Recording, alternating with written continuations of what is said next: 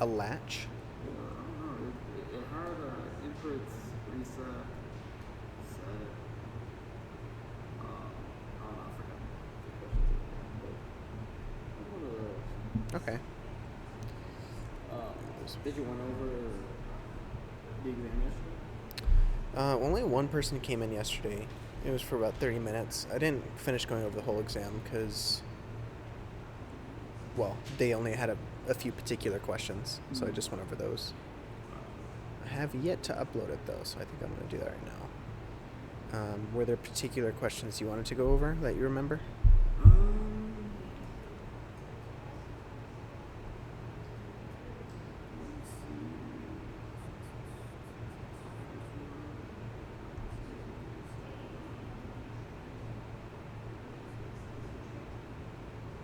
I think it was a one sophomore, which I can't recall. If I pull up an example, it's the second problem. Mm-hmm.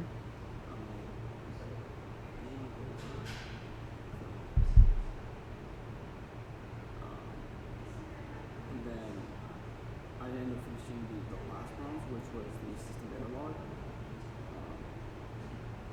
Also want to do that too. Okay. Yeah, we can go over them. Has she posted like the exam, or? Let me see.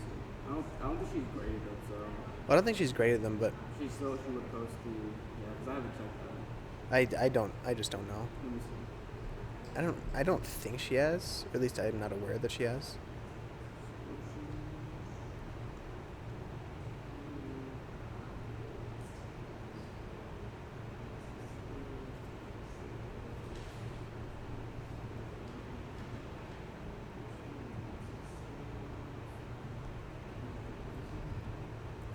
As far as I can see, Okay. We'll just have to go off memory then.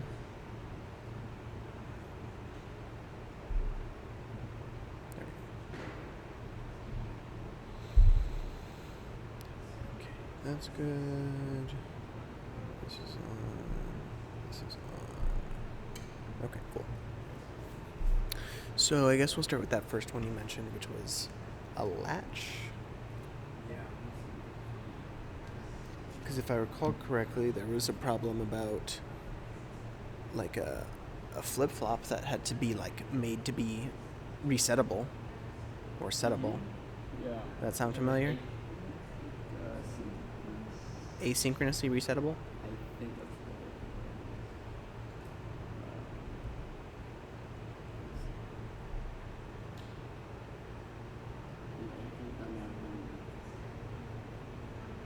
I mean, it was. I guess it was similar to this problem, but just had way more detail. Okay. Were there any other extra things that it wanted you to do besides just assign the resettable flip flop? Oh yeah. Um, they kind of defined what I guess what had priority. Like I think the reset would just be zero. Um, So it was asynchronous, and was it an asynchronously settable as well? Do you know? yes, there was an S there that Yeah, so set. yeah. And they were both asynchronous, probably. Okay.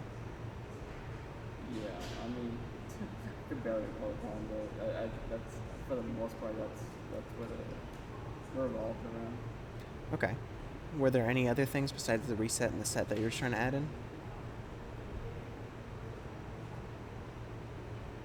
I'm trying to remember what would happen because it would state certain cases what it would do, but I can't recall. I'm pretty sure I know what it is. I can't exactly recall what those states were. It was probably something like reset.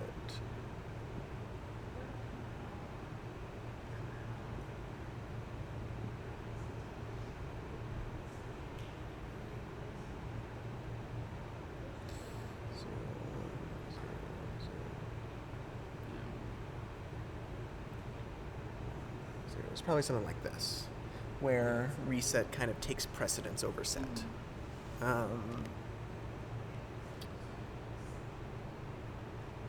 I'm pretty sure that's it. So we want to design something that does this, and we want it to be asynchronous. So, exactly like the problem that for that homework, where you had to do the reset, the process would be you open up the flip flop, and you see the two latches, the two D latches, and then you open up the D latches, and you see two SR latches. Yeah, that was pretty much the problem. Was, like, I guess hinted as like you would have to break down going to people level and I just I hit a wall there. Yeah. And I've done it before. Obviously, it just like Yes. I hit a wall there. So if you want, you can actually pull up the solution set for, I think that was homework 3, right? Yes. That you just had. So if you pull up the solution set for homework 3, it's going to show you how to do the resettable one. And all that really happens is when you get to that SR latch, on the line that says reset, the R line, you're going to have that wire replaced with like a gate that takes in the external reset as well. And then the set line is going to have also a gate that takes in the external reset. Yeah, so we have that stuff. Yeah, this is the modification. So here, you'll notice that we have the reset signal coming in. And basically all that happens is, if reset is off, this gate, the way it behaves, is just like, well, if you take an OR gate and you put a 0 on one end, 0 or something is what?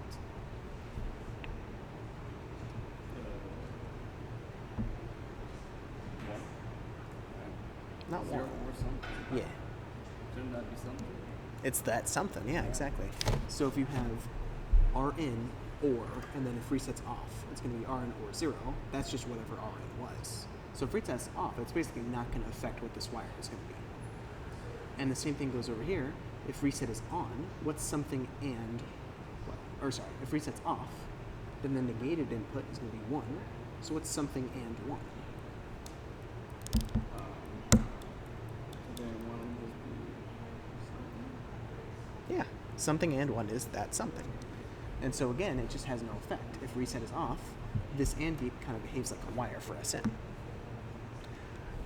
In the opposite case, when reset is 1, this OR gate is going to go to 1, so it's going to reset, and this AND gate is going to go to 0, so it's not going to set. So it's going to have this is 1 and that's 0.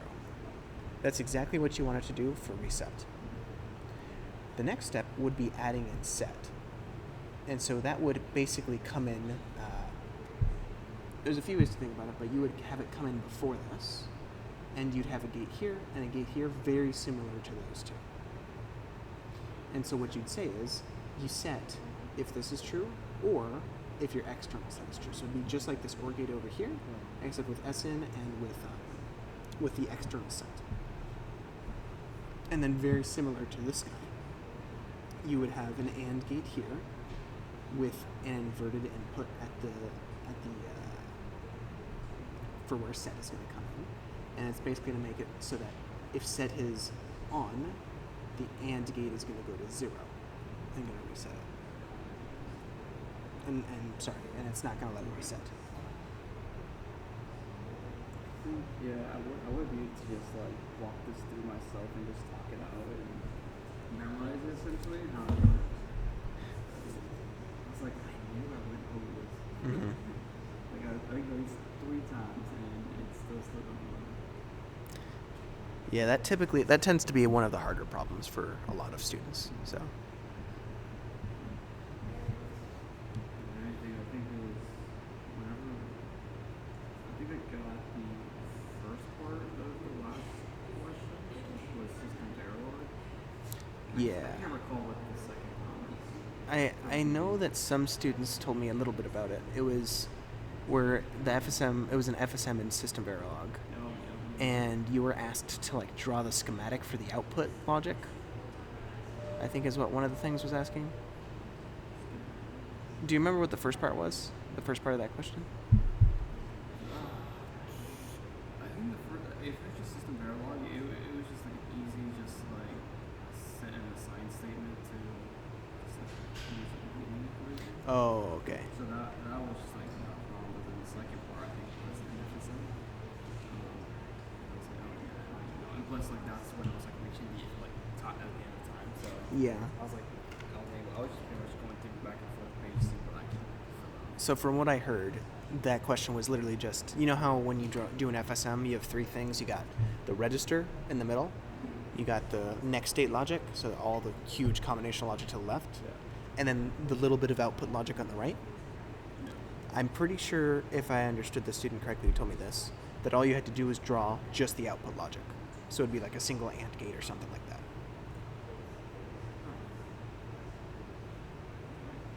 Call it being that simple. There was Well, it probably wasn't that simple. I Yeah, just I mean, mean, yeah, I in mean, some examples, yeah. it was as simple as a wire or an AND gate or a few gates.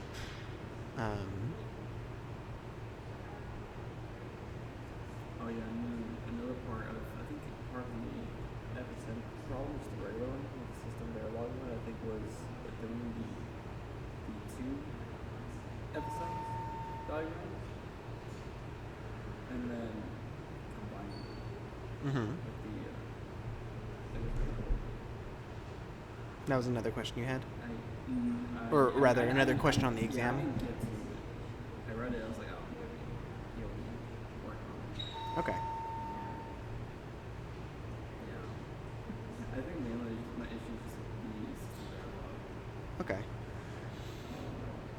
I'll tell you what, if you have a particular question you want to ask, like if you have some examples you want to look at, we can go over, that's fine. Someone joined in the Discord, sorry. Did you have any questions, AJ? Oh, hi. I kept myself muted because I didn't want to interrupt the other student. But I had a quick question regarding, like, could we possibly work out an example of, so if we were given a sequence to detect with FSM, Mealy FSM, with one hot coding, could we possibly work that out? Because that was one of the problems on the exam that I'm somewhat kind of skeptical that I did. I don't know if I did one hot encoding correctly. And then that's just like something that I'm very skeptical about. Okay, yeah. So, just a sequence detector with a Mealy FSM. Is that all you were asking for? Mm-hmm. Yeah, pretty much. Yeah, we can do one. Let's see. Okay, how long do you want the sequence to be? How many bits? In the exam, we were given 6 states. 6 bits? And we were told to use 6 bits, and we were told to use minimum states or minimum bits. Okay, yeah, sure.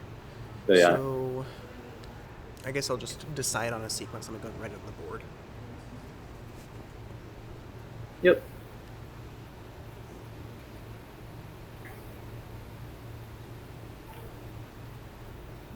So I'll go ahead and work with this 6-bit sequence.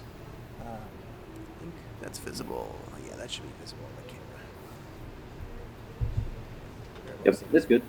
Okay, cool. So,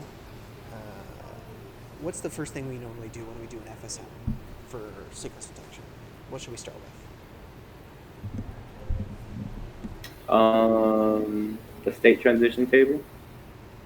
Well, before you can even do Or the table, diagram, you sorry. need to do your diagram. Yeah, that's right. And maybe even before our diagram, it's important to figure out what our inputs and outputs are. Right.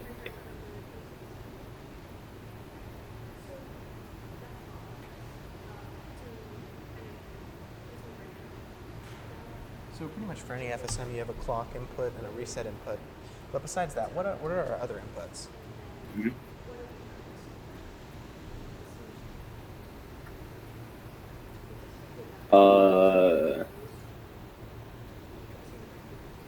Is it the 6 bits that we're working with? So I'm assuming that this was sent in on a single wire, serially. Is that right? So Yeah.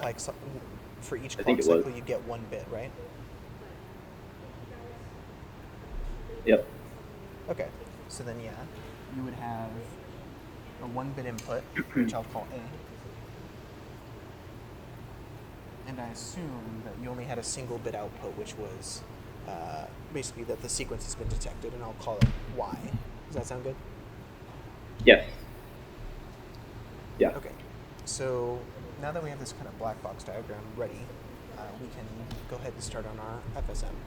So I'll start with the diagram, and pretty much any FSM you want to start with some sort of reset state.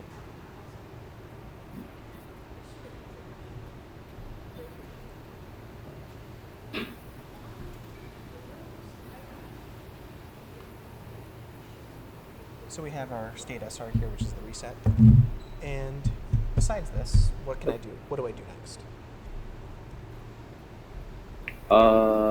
You can. So since this is melee, you can go to the next state. Say that if you get 1, and then you point it to the next state, which is, we call it S1, I guess. Okay. And then since this is melee, we have to do 1 over 0, since we haven't found the complete sequence. Yeah, so Or the 1 the represents complete, that our input was yeah. 1, and the 0 represents that we're outputting a 0, right? Mm-hmm. Okay, so now let's go ahead and continue. And then, yep. What else can we do now? We could say for SR, if we had 0 as an output, it would still go back to SR with 0 as the output. Cool. That looks good to me. And so I'll go ahead and do the next one here. Mm-hmm. If we're in state 1 and we detect a 0, then we go to state 1, 0. But we're still outputting nothing. And if we're in state 1 and we receive a 1, well, we've just received 2 1s in a row, so we can stay in state 1. Because that second 1 could be the start of a new sequence. Okay, I'll have me go Oh, ahead and do the second, next stage. okay, I might have messed up already because for me, I tend to mess up a lot of the times when like say in this example, right? The second state S1. If it was a 1, I thought we would just like go back to the beginning of the sequence. Yeah, go back to the beginning. So, I mean, let's just think about it. If we received 2 1s in a row, let's say I get this as the rest of my sequence as my input.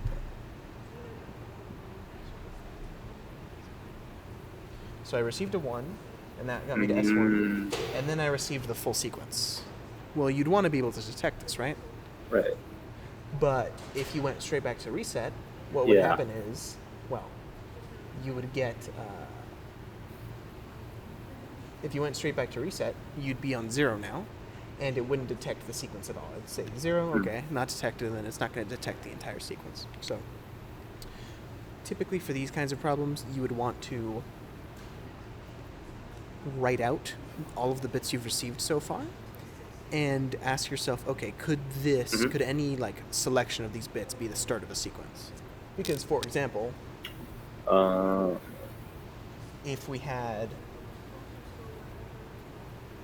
this sequence, if we received this entire sequence, well, it's not matching the entire sequence, but actually these rightmost 2 bits, the most recently received ones, actually match the first 2 bits. So that could be the start of a new sequence. And indeed, if I do this, that would be the start of a new sequence. Got it. Okay. Okay.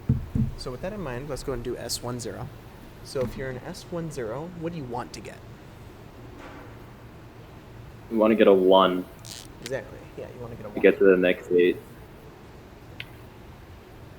I'm going to put output 0 because we haven't detected our sequence yet. Mm-hmm. Okay. Now what happens if you don't get a 1? What happens if you get another 0?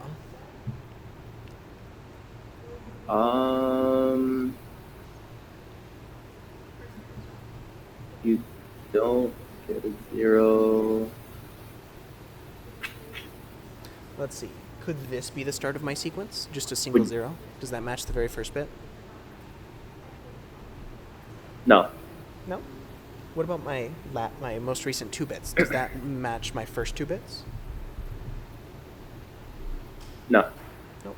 And the first 3 bit, and these whole 3 bits don't match those first 3. So none of these will work. And what does that tell you?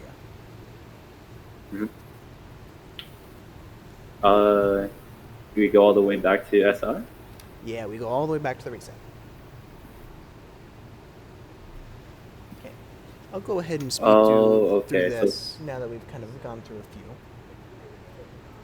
So that's, you receive a Right. 0, you output a 0. And I'll go ahead and go through the rest of this real quick. So the next state we're going to go to is S1011. You go to that state if you've received a 1. If you receive a 0, then you're in 1010. And like we actually just discussed earlier, Right. this could be the first 2 bits. So actually, we'll go back to state 1, Yeah. 0. Okay.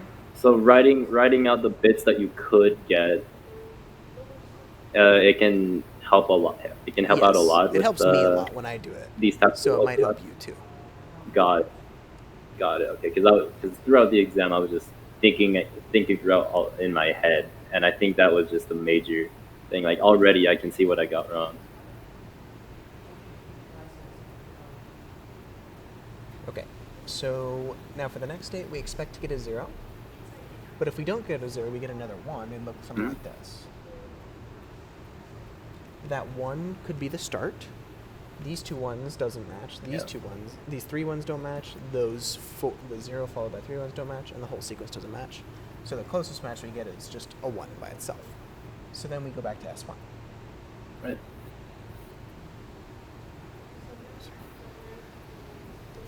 Okay, so now we're on the very last state. Because if we receive a 0 here, we go back to the reset because we detected our sequence. Yeah. So if we receive another 0, we output a 1. And if we receive a 1 here instead, this is the sequence we'll be looking at. This matches the first bit, so that could work. These 2 don't match those first 2. But these 3 do match those 3, so that could work. These 4 don't match those 4. Mhm. These 5 don't match those 5. And these 6, well, they don't match the full sequence. So we have to go with the biggest one we found, which is 101. So that would say go back here. You'll notice on that example, we actually saw 2 instances. There was a match here, but also a match for this entire thing. So we picked the bigger one just because we could have the sequence appear like that. So we always want to detect. So just always pick the bigger one. Yeah. For that instance. Yep. That's exactly right. I gotcha.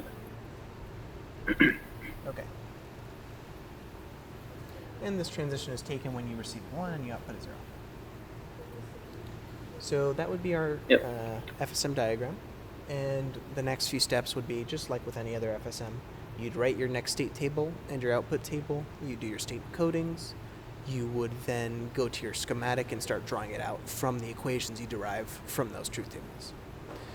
So typically this tends to be Yep. kind of the most creative part of the process because you have to actually come up with a system that works to do what you want, whereas the rest of it afterwards is kind of like the same process every time. So Mhm. I'll kind of leave it off here. If you guys want, I can go through the whole process, but I can also answer other questions too. Me, I'm good. Like from that there, I can already like take it for myself. Okay, cool. Did you have any questions for me, Javier? Okay.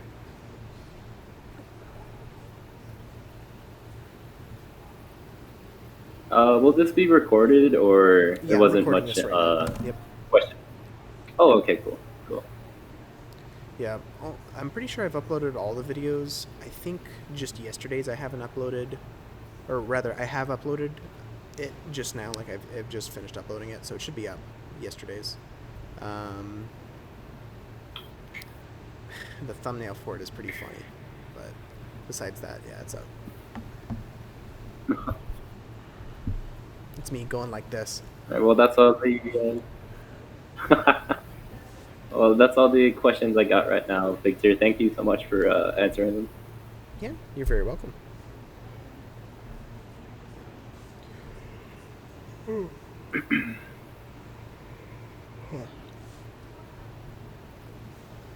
All right, I think that's it from me, so I will leave for now. Thanks again. Yeah, absolutely.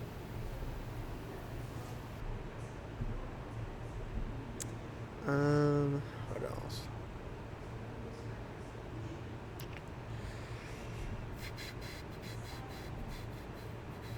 Did you have any problems with like the timing analysis question? Or is that one like easier than the rest for you? I don't think that wasn't too bad. Okay. Yeah, I was able to complete this too. Okay. It's just, yeah, I think it was just I guess it was like answer that or the asynchronous flip flop. Mhm. Issues, and then also the system parallel. You said there were two FSMs. Did you have trouble with the second one? Yeah, I think it was similar to one of our homework problems, which was I think you have to detect two numbers, two sequences. Two different sequences? Yeah, and then you have to combine it. Yeah, so you take the outputs of both FSMs and then OR them afterwards. Yeah. I think if it's really just that, then it might be just the loading that threw me off on it. Well, I'd have to look at the problem, but it was probably very similar to that homework problem. Yeah. I mean, it From was more just like my confusion I had entire thing. So like I don't know, whenever you get the questions for it, then right. I definitely like to go into it. From what I recall, one of the students brought up yesterday an FSM. You only had two FSM like design problems, right? Or did you have more? Yeah, I Because that'd be a think lot so. if it I was more think than so. two. It was the main FSM, which is pretty much essentially This one, and then it was a continuation from this problem, where you make a second FSM and then do stuff. Mm-hmm. I heard that second FSM was where you had to detect how many ones have popped up or something like that. Like the count of ones, basically. Yeah, and I think you had to. I think you also said like around the lines that you need to also include the detection of the first sequence. So, like, what I understood from when it was explained to me the other day was that your sequence, the second sequence, was supposed to detect if the number of ones you've received so far is a multiple of 4. So it's kind of like a modulus counter. So if you start with nothing, and then you get, okay, I've just received a 1, nothing, nothing, nothing. Oh, I just received another 1. Oh, I just received another 1. And then, oh, here's my 4th one. This is a multiple of 4, so I go back down to 0. Because it's a multiple of 4. And then I count up again. 1, 2, 3. Oh, I just received my 8th one. Go back down to 0. And what I assume the question would be asking is something like, have the final FSM detect if this sequence has been detected or if you're on a multiple of 4 ones. In which case, it would be what I said of just you or the outputs of the two.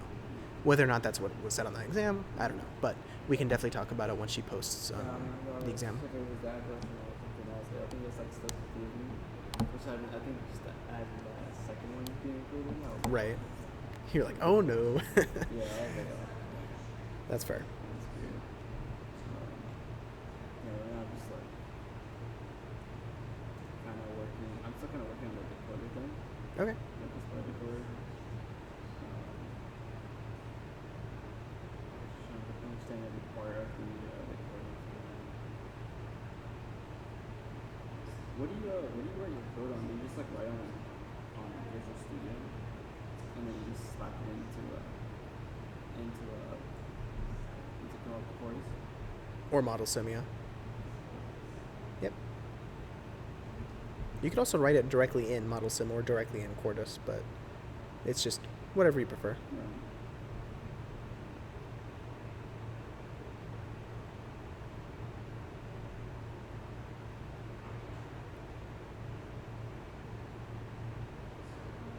So I've been thinking more about my project I was trying to do it, Uh-huh. and I think I kind of have an idea what I'm going to do, but again, it's just how feasible it is. What's your idea? That's fine. So No, that's fine. So the scaled down version would be just having a laser, Uh-huh. and the laser somehow communicates with the FPGA, Okay. and then there's going to be a spectrometer in the end, pretty much just reading the value, I guess what frequency it's at. That the laser's flashing at or something? And then from there, I guess the FPGA can control I guess, the voltage on the laser, depending on what the read says.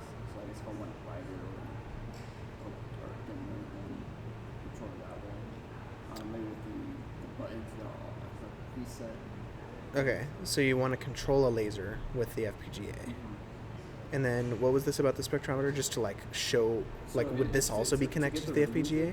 So the original plan was to have 3 lasers, so green, blue, red. Yeah. And then just to make white light out of it, and use the spectrometer to, I'm gonna find like a point, like a frequency where it to me it seems like it's white light. Right. And then that value is kind of like the reference value where it needs to be set at. And then I was gonna use kind of like a beam splitter to split it beam, so one beam is going into the spectrometer and the other one's going into like stepping and it's gonna kind of start projecting whatever image I guess.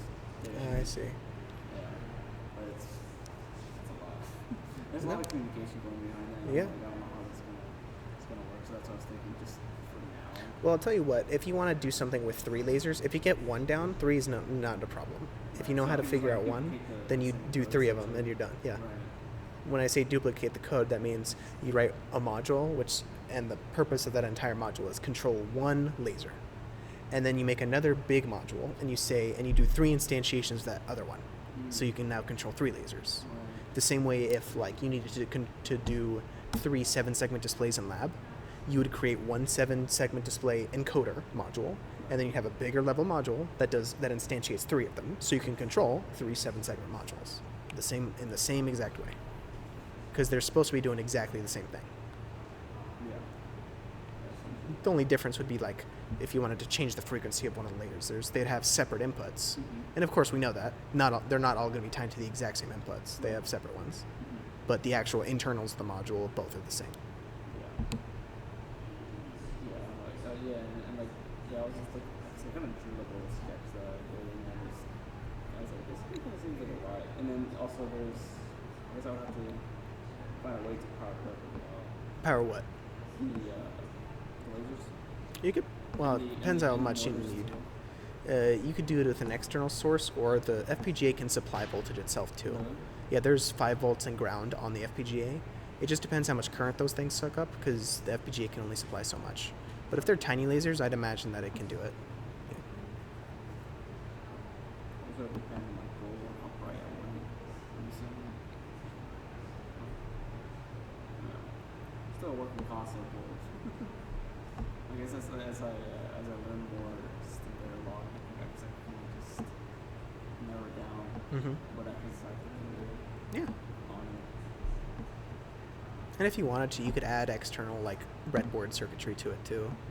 Like if you needed to, for some reason, step up your voltage.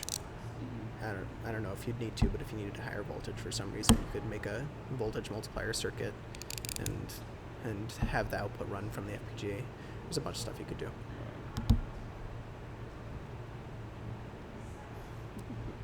Right now it just seems like impossible. That's how it always feels, yeah. But once you get started, it feels a little bit more real and doable once you actually have something in front of you that you can like work on.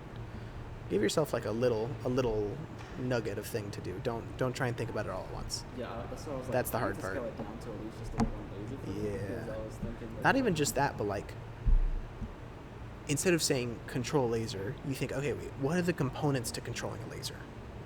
What do I need to do? How do I communicate with this device? Once you know the communication, you ask, okay, how do I implement just this communication? Ignore laser. How do I implement this form of communication? And then if that has separate sub things, you can break it up into easier problems, less work for you to do, easier to think about. So far, from what I know for the communication part is maybe some kind of like digital to analog converter. Does the laser understand only analog signals, or does it run off of analog inputs? Kind of lasers on the laser, but Yeah. I think for how I would think that it needs to be digital to analog.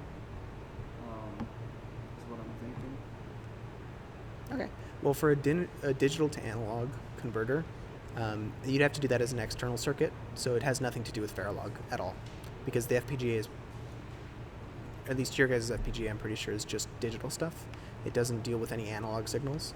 So if you want an analog signal, you would take your digital bits, say it was 4 bits, and you output them to like a breadboard, and you'd have a chip, an IC, that would read it in and convert it to an analog signal. Or you could do it manually with like discrete components, not an IC as well. You can do that. How would I connect laser to the, if I wanted to directly to the FPGA? Would it depend on the laser itself? It really does just depend on the laser, yeah. Like I/O things like this. I have no idea. Yeah, we'd have to look at the laser and say, okay, how do we interface with this laser? Yeah, because I was thinking, just like, how am I going to connect it? Like, if I didn't want to, like, Yeah, it just depends on your laser. And then Yeah. I think converter going through it. And, I mean, if it's an analog, if it only accepts analog inputs, you'd have to do that. You would. yeah, but I'm not sure if that's like strays away too much. No, from you can CPU. totally do that. Yeah.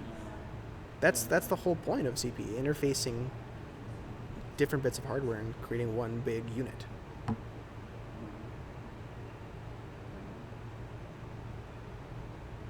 the same thing with the stepper motors. And so also, I guess you would have to, encoder or decoder? What's the terminology for the encoder and decoder? For what? The stepper motor? Yeah. Yeah, it depends on the motor. So I think stepper motors have you have to have a motor driver and a motor encoder, and typically you can get those as separate chips that you just supply voltages and like PWM, a pulse width, or rather a pulse signal, and you would supply those at some frequency and at some duty cycle, and then it would run the motor stepper accordingly to that. Manually controlling it would be kind of hard because you'd need to know exactly how the motor stepper works. So that's why people typically have a separate chip where they run the inputs, and then that chip takes care of turning your inputs into something the motor stepper can understand.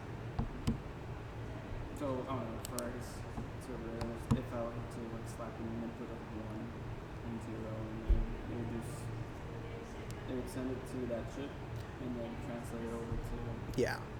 And so then you need to know how to interface with the chip. So typically that's the easier part than if you were to directly interface with the motor. If I recall correctly, most stepper motors work by like having a PWM and the duty cycle, which is, do you know what the duty cycle is? It's fine if you don't. No, it's just more like a signal. So this kind of pulse, I'll say that this time here is the same as this time here. That would be a 50% duty cycle, because for half of the time this is low and half the time it's high. The more of the time that it's high, the higher the duty cycle. So if instead you had something like this, say where this is 3 picoseconds and this is 1 picosecond, then this would be a 75% duty cycle. And so the duty cycle determines how quickly your motor is running. And so then how would you actually make a waveform like this, do you know? Right. And then you would think, okay, how do I implement that waveform? And this actually is not too bad. This isn't too bad. If you wanted to make it configurable so you can adjust it however you want, that's hard. Like If you want to just make this, it's so not too bad. So it would be like projecting the laser. So Yeah. When it splits, it would be projected into those motors that have mirrors attached for next to Y, and projecting whatever simple image, maybe like line image or something like that. I'm assuming that'd be complicated, right? Well, I mean, you'd have to ask yourself, well, how am I even making an image, right? Like, how does this actually work? Because if you're trying to make an image out of lasers of light, you can think of each like laser as outputting a pixel, but then you'd have to move the laser along a screen in order to see it actually draw out an image instead of just a single little dot, right? Yeah, So then you'd have to come up with a mechanism to get it to move like that, and that's more mechanical than electrical kind of So, stuff. yeah, I mean, I'd be going into like, I guess, different fields, just doing those. So I was thinking maybe I should just slow it down. Yes. Because it's only a lot just thinking about that. No, it is. But talking it out with your partner is very helpful. because you kind of keep each other on track. Though that is probably the difficult part of trying to find a partner that would be willing to do this and reliable ones too. Yes. That's the challenge. I mean, even then, like, I wouldn't even want to do projects with the other people because I just want to delve into this just because I want to learn. Uh-huh. Yeah. I mean, yeah, you could ask your TA to do your project by yourself. You're allowed to. Mhm. It's encouraged to do teamwork just Yeah, because. I saw, and there's like on the website Yeah. for the junior design competition. It's like it says encouraged to do teamwork, but you could also work individually. Yes. Which is even harder. Yes. Even harder. Though I think it's another challenge as well as just trying to collaborate with other people. Yeah. And that's an important skill to learn, which is why they encourage it. Yeah.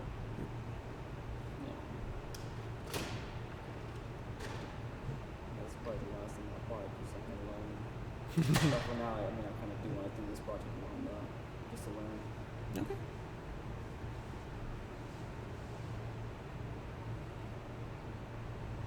Well, I'll put it this way. If you find a reliable partner, that's double the amount of learning you can do. Because you can learn your amount and they can learn their amount, and then you guys can converse and discuss with each other what you've learned. And it'll be a lot easier than if you were to try and do it all by yourself, because they've already put in the work and understood it in their interpretation, and then when they explain it to you, it's easier. That's true. That's a good point.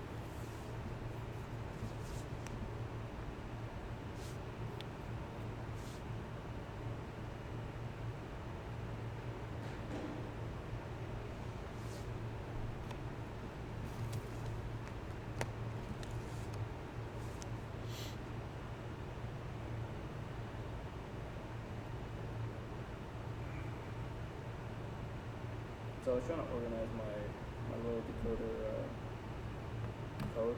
Uh-huh. Can you see if it's readable to you? Yeah, sure.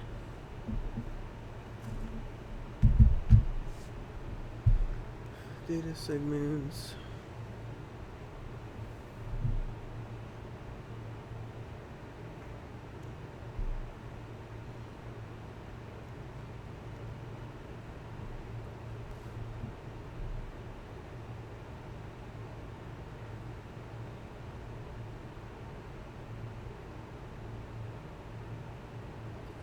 I still need to test it, so I'm sure Yeah. it works. Yeah, I mean, you just have to change it around the bits if it was accidentally wrong. It looks organized well. Only thing I'd say if you want it to look slightly cleaner is you'd want to tab these all over, all the things that say segments, so that it's aligned with this one. But besides that, it all looks pretty readable. And also, you don't have to, but I'd recommend putting 4 bits here, because the input is a 4-bit signal. What's it called? Data. That's a 4-bit input. So you could put 4 bits of hex 0, just to be very specific, saying this is 4 bits. Yeah. I think it'll work if you leave it the other way, but if you leave it the other way, it'll bit extend if it feels like it needs to. You don't want it to And do sometimes that'll mess you up. So typically it's good to expressly state, this is how many bits I'm working with. I'm still kind of confused on this how this portion works. So when you have these, I guess these cases, is it just kind of like a name for the case itself? No, it's not a name, it's the actual case. So if you said, are you familiar with switch statements in C++? I'm still kind of learning. Okay, that's fine. We don't need to know I that. kind of have an idea. So, I mean, all this is really saying is, if data is literally the value all zeros, then do this. If data is the value 0001, then do this. If data is the value 0010, then do this. That's what it's saying. So these are not names of the cases, but rather the actual cases themselves. Where data is the number 0, where data is the number 1, where data is the number 2, etc. And then, okay, so it's like, I guess I'm still like interpreting it as like almost like a, I guess like a name. So each here obviously means Hexadecimal. here. Yeah. And then the 0, 1, 2, 3, 4, 5 is just The number. the number, I guess, of what's going to be displayed. That makes sense that you put a 4 in there. I guess like it kind of prevents that assignment extension. Mhm.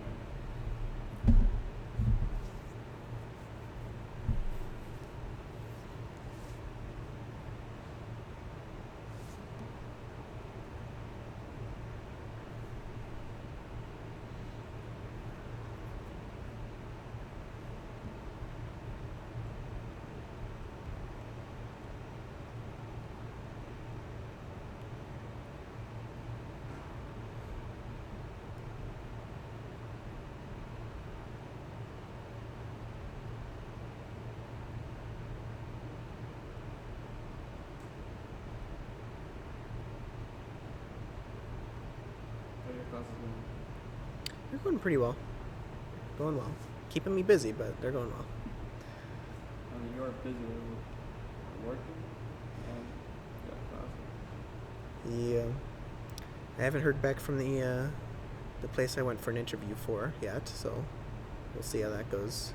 They said they'd get back to me in a week. It's been a week. More than that. Yesterday was a week, so Okay. we'll see. They just elongating their process. Yeah, we'll see. Normally they're pretty snappy about it because they want to, Get something early. yeah, get someone in there quickly. But it might just be taking them a while. I don't know.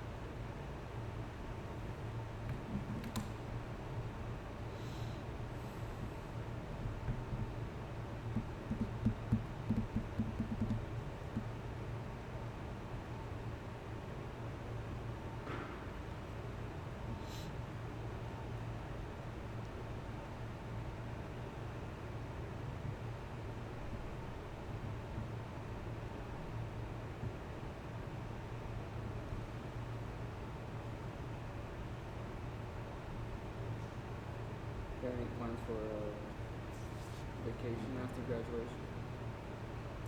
No. So you go straight to work? Yeah, I'll probably. I mean, I hope that I'll get a job as soon as possible after graduation. That's the plan, at least. So we'll see how that goes. Oh, has Dr. Harris mentioned to you guys that the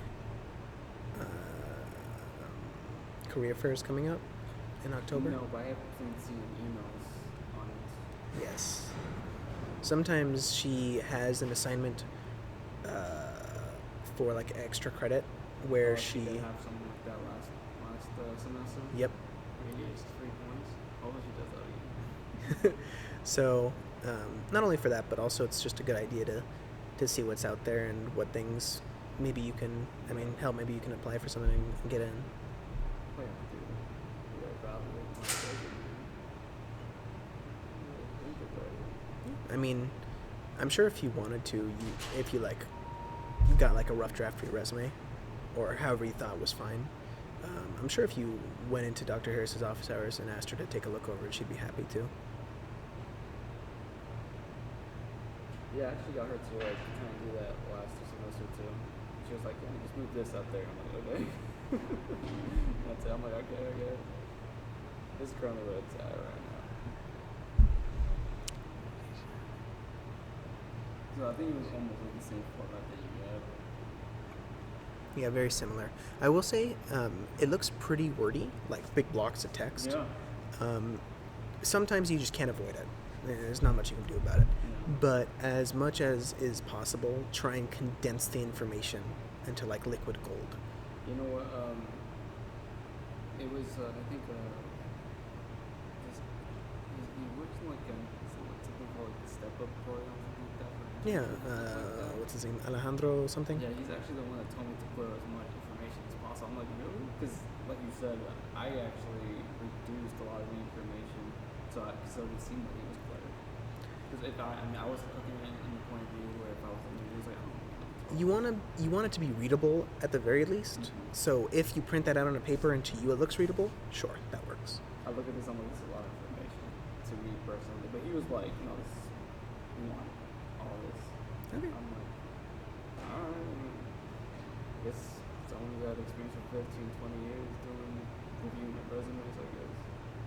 I'll take their word for it.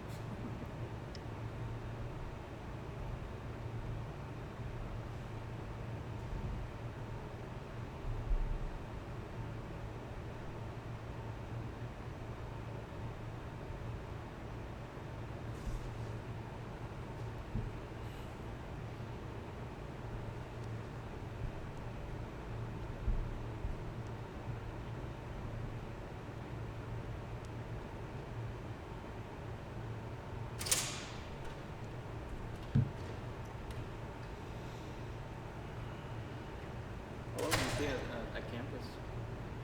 My first class starts at 11:30, so I get here a little bit, like 11:15. I have that class until 12:45, and then I go into the tutoring center because I work in the tutoring center. Depending on the day, I stay there until about 2:15 or 3:45. Today I stayed there till 3:45 because I have a class at 4, and then from 4 to 5:15 I have the class, and then I come here. On Monday, Wednesdays, I stay there till 2:15, and then I have 2 classes after. So I have one from 2:30 to 3:45, one from 4 to 5:15, and then again after at 5:30 I come here. So Yeah, every day yeah. it's 11:30 to 6:30, and then that's the day. For just Monday through Thursdays though. I don't have to come in on Fridays, which is nice.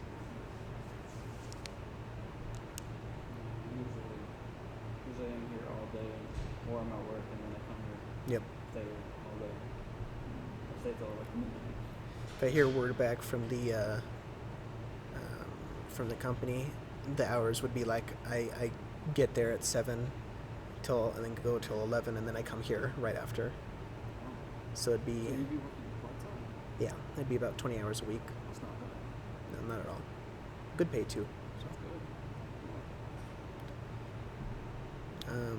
The nice thing about that company is that they pretty much only hire from students here, from UNLV students, Yeah. at least for internships. Yeah. And so, funnily enough, I knew all the other students who were in there because it was a group interview. Oh, yeah. So they interviewed multiple of us at once. And I knew all the others that were in the room with me, which is really funny. They're all classmates of mine. That's nice. You're like, yeah, you could live. Hopefully I get the job, I could live. Did you feel less nervous since you knew them, or did you feel like It was nice because I did know them. So it wasn't like just a bunch of strangers sitting around the table and I'm like, oh my god. Yeah. No, I know these people. So that made me feel much more at ease.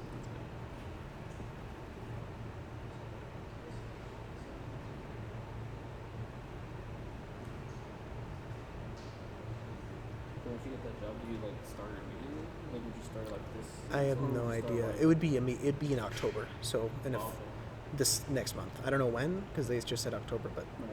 it would be very immediately. That's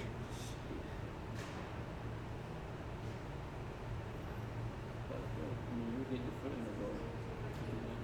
Yep.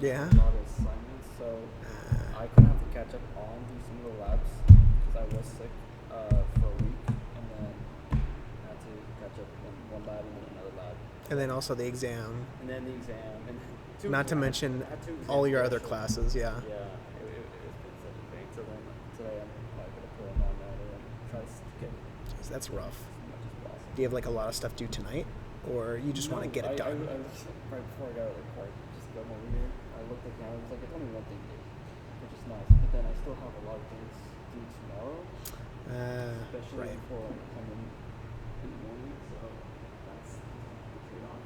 Yep. And then also I have to step up to a little bit, doing something for that. And then econ, such a bitch of a class. Which one is that?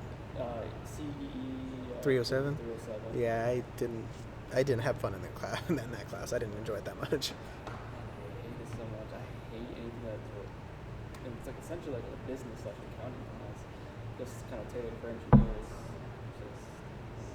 I dread it every time I have to say it. I mean, I felt like the concepts were important. Just the way it was presented, it kind of all went over my head.